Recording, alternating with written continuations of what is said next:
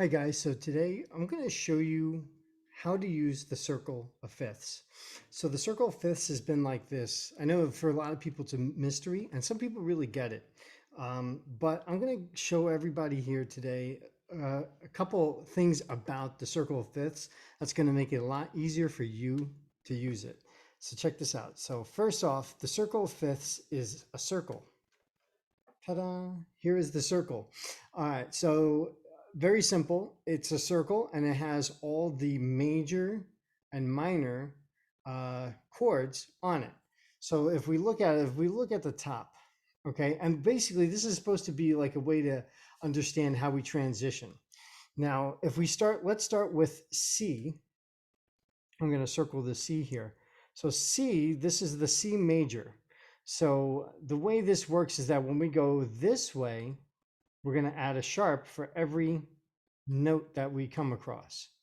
So the key of G has one sharp, the key of D has two sharps. Okay, and then A would have three and E would have four and so on. If we go this way, we're going to add flats. So F has one flat in it. B flat has two flats, E flat has three, and so on. Same thing here. Okay, so that makes a lot of sense.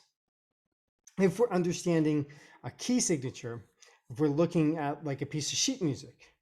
Now, as a guitarist, you go, well, that doesn't help me really at all because how do I know how to use this? Well, here's how we use this. So the circle of fifths is called that because if we play a C note and we go a fifth higher, we have G, okay? And it's always a fifth higher, each one. So from G to D is a fifth, from D to A is a fifth, A, so on and so on, okay? So it's gonna keep moving in that direction. That's why it's called the circle of fifths.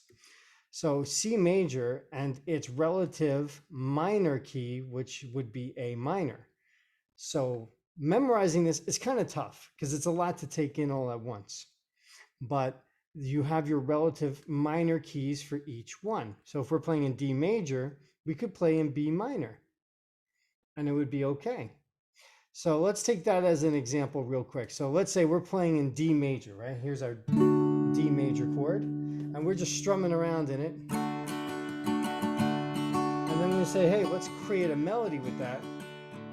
And the melody, of course, has to be in D major, right?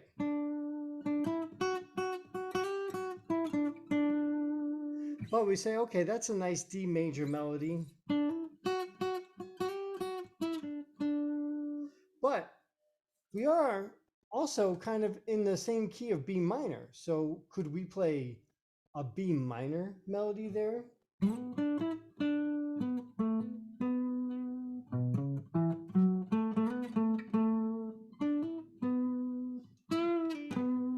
So you could start playing some B minor licks over that D major chord, or if we're just playing in the key of D major, right?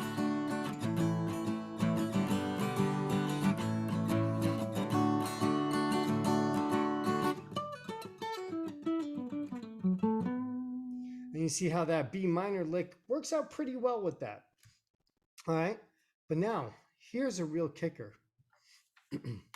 Now this is where things get really cool.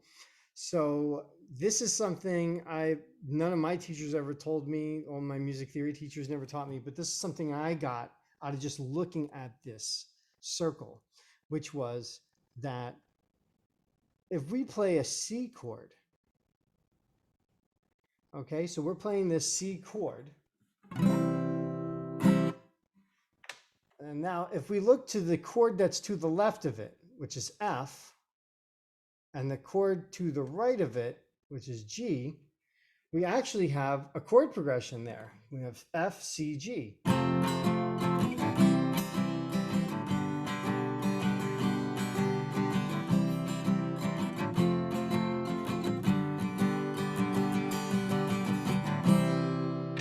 And the chord in the middle is the tonic. And I said, well, that's kind of interesting because that's how I noticed it. I said, well, let's see. What if we did it with a different group of chords? Let's pick G. And we'll take C and D, and lo and behold, look at that.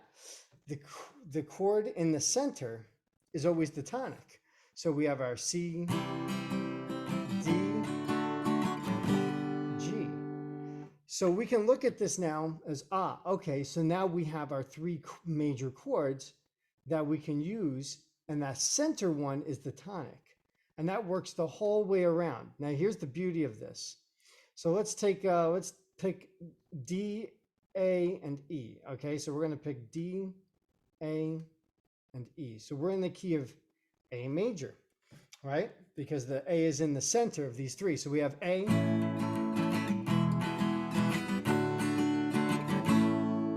but we do have the minor chords that we haven't talked about yet. And they can be included in what we're doing here. So we can add these in. Let's add them. So let's say we'll start with D.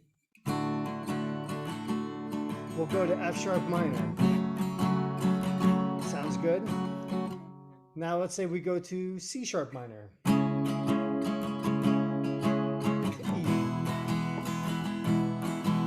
To A. Now that works. Now it works pretty good. So now we have these three minor chords that go with these three major chords, and we can blend them any way we want. And the circle of fifths is just showing us the chords that we have to use. Now this is just for major and minor. When it comes down to, well, what about a major seventh chord or a minor seventh chord or a ninth chord or a suspended chord? Well, then we get into a different kind of situation. You do have to know the key that you're in. So we're in A major, right? So if we start from C, we have 0 sharps, 1 sharp, 2 sharps, and 3 sharps here, right? So A, we have 3 sharps. Well, obviously we got 2 right here on the board. We have F sharp and C sharp are 2 of our sharps. So what's the last one? The last sharp? Well, that would be G sharp. Okay, because we're in A major. So G sharp would be the 3rd sharp here. Okay, so that means there's no G natural in this key. But now you say, okay, so what does that tell me? Well, that tells me if we play an A major and we add a G sharp, we have an A major 7. So we can play the A major 7. You say, okay, but that doesn't help me with this E major chord. Sure, it sure does, because you can add, let's say, that F sharp to this chord. And that sounds nice. That's a nice sounding chord, lovely chord. And that's really an E major. That's actually an E major 9, technically, when I'm playing. But it can also be considered to be like a E suspended chord, but it has that G sharp in there, so it's definitely a major. So E major 9. So you can pull it around, but you have to really start using your mind when you think of how this circle of fifths actually works. Okay, and you can take this anywhere. So let's say we take A flat, for example. Okay, so A flat, and yeah, well, actually, let's do a different one because we just did A. But let's say we take D flat, C sharp. Okay, so that's our key, right? Everything's gonna be based around that chord. What chords do we have? Well, we have G flat, right? Or F sharp. And then we have A flat as well. Okay, so let's add that in there. G flat, D, A flat, D flat. But we also have these 3 minor chords. So we have E flat minor, B flat minor, and then of course F minor.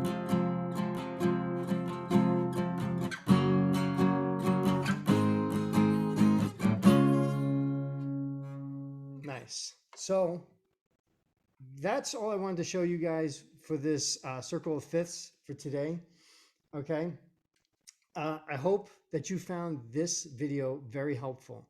I thought it was really cool. I wanted to share that with you guys as soon as I could. So Mess around with that. Go ahead, get your own circle of fifths chart.